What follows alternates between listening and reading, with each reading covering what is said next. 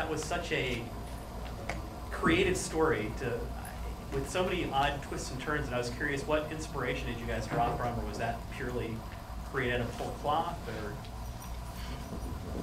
I'm sure there's like a whole bevy of inspirations that I could cite if I thought about it, but I wrote it in one sitting and did not stop to think about inspirations at the time.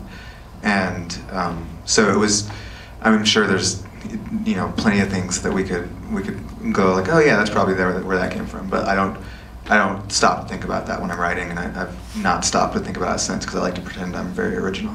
I have a quick question that I've never actually asked, and because, you know, David brought it to me. It's like one scene, 2 dudes talking, 15 minutes. Oh no. And you know, and then we brought in the brilliant David Blood to DP it, and it was like, how are we gonna make this interesting? Were you ever worried, or how did you tackle that? Like, were you ever worried about making it interesting visually? Because like you had to handle that basically.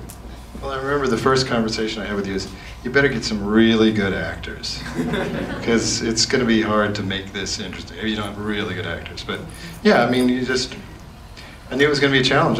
But I love the script, so yeah, went for it. It worked. Yes, it worked. They're in the black.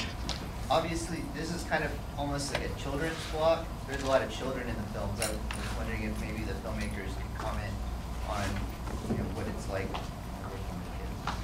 I love working with kids just because I've got the maturity of you know, 7-year-old. 12. I might go overstate things. I might say 12, but it's actually 7. Miles? Did you like working with us? Yes. Pioneer. There you go.